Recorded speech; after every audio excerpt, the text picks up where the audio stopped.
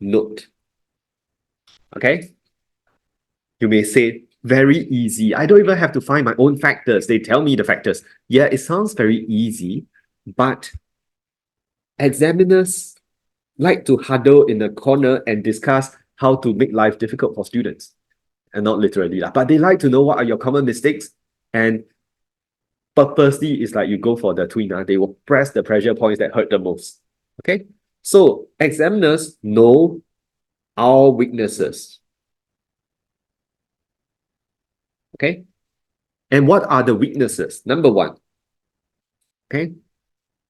It's common for GST to be featured as one of the events, or the higher GST to be featured as one of the events. And two types of mistakes will be made. Some students, a common mistake number one is to shift your demand. Totally wrong. Some people say, hey, I pay GST. Isn't it affecting demand? No. Producers pass it on to you.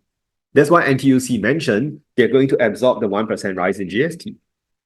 So producers get hit by GST and they pass it on, not us.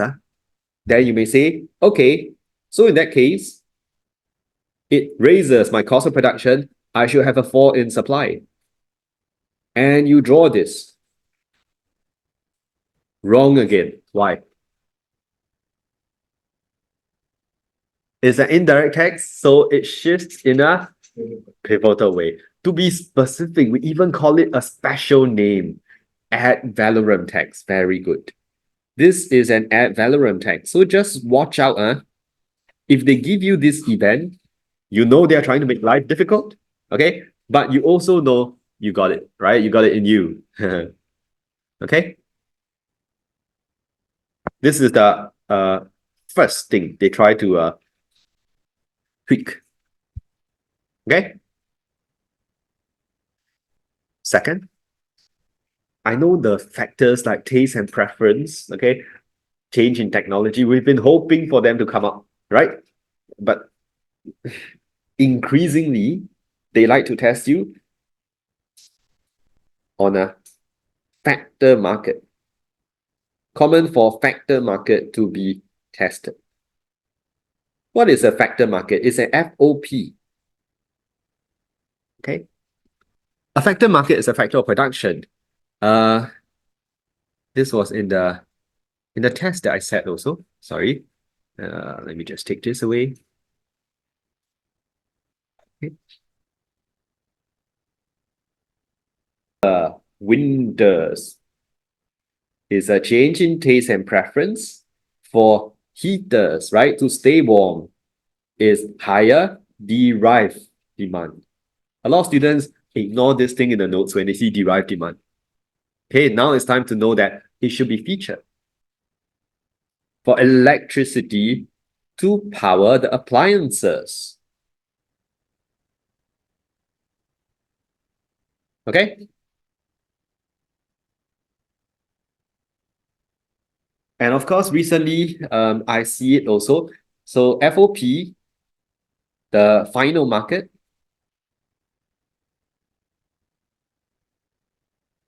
battery, EV. Right? I even saw one cobalt. They said cobalt is used to make the battery.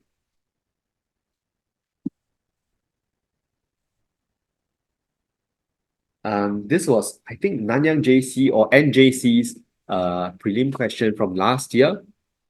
They talked about something like healthcare or aging population, nurses. So these require the word derived demand or derived demand, this term. Okay.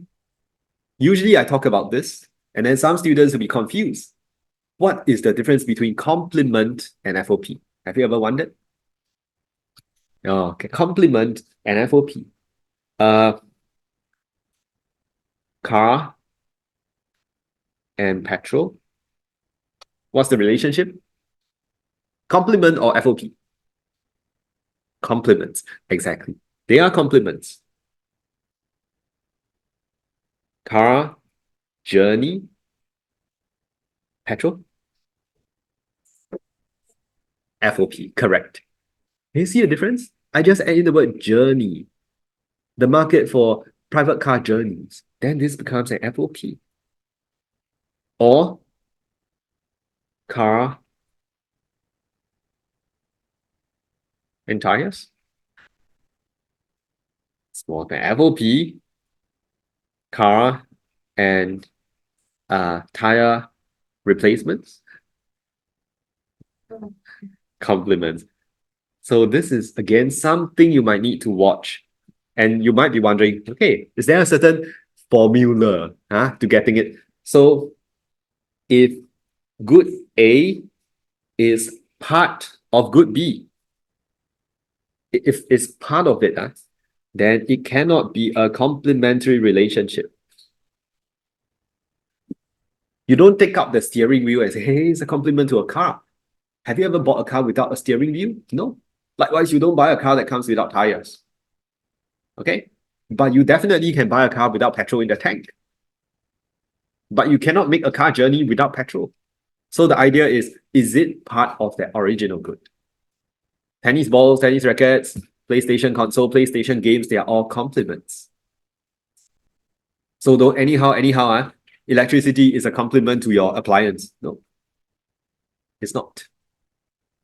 Okay?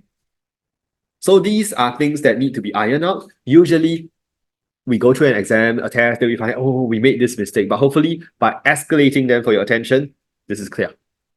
Okay? So I said there are some common mistakes, okay, or common pain points that they would like to test us on. Okay? The related one is this one. They like to ask for impact on good A and related markets.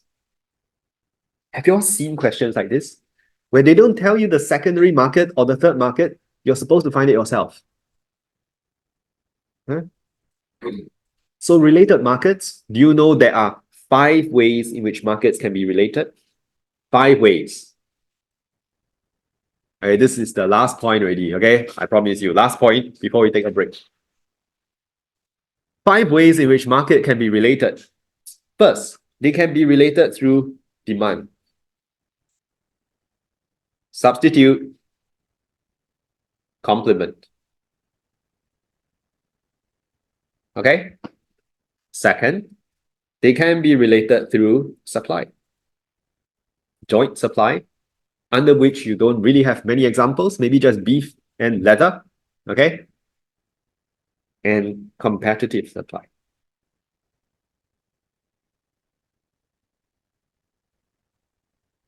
Last one, good A is FOP for good B. This is the third one.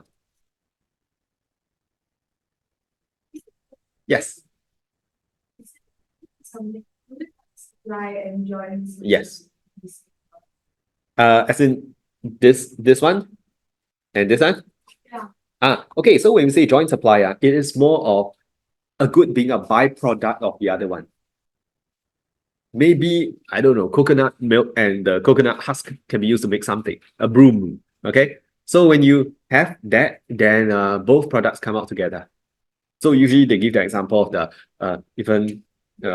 sorry? I don't know if they are competitive supply or joint supply, but I suspect you use that animal fat to make cheese or to make butter. So it's competitive. A very popular example of competitive supply now is when you talk about sugarcane. It can be used to make food or what? Biofuel, yes. Some people say, oh, to pray, sometimes Chinese pray on the 15th on month. Okay, no. So these are the 2 main objectives, right? Fuel or food. Higher price of biofuel, higher quantity supply of biofuel, lower supply of food. Because more sugarcane is directed towards biofuel. During the break, you all can look through these things, but I said 5, right? So 1, 2, 3, 4, 5. Okay. So one of you asked, why is beef and leather in joint supply? Okay. Yeah, so you see, yeah, very sad to talk about this. Okay, but when the cow is killed, right, they will harvest the meat and the skin to be used as leather. Okay, so it's joint because both come out as byproducts. Okay. Any questions? Yeah. Good A is FOP for good B. You have already seen this already. Okay. A change in quantity of good B will affect derived demand for A. A change in quantity, whether it's due to a change in demand or change in supply, we don't care. As long as the quantity of B changes, derived demand for A changes. Can you tell me how A changes or how A affects B? The other way around? This is how B affects A then. What about A affecting B? Oh, very good. There's a change in supply. If there is a change in the price of good A, there will be a change in the COP, hence a change in the supply of good B. Very good. Okay, and this is where we have to take a break. Okay, can we break for just about 5 to 6 minutes?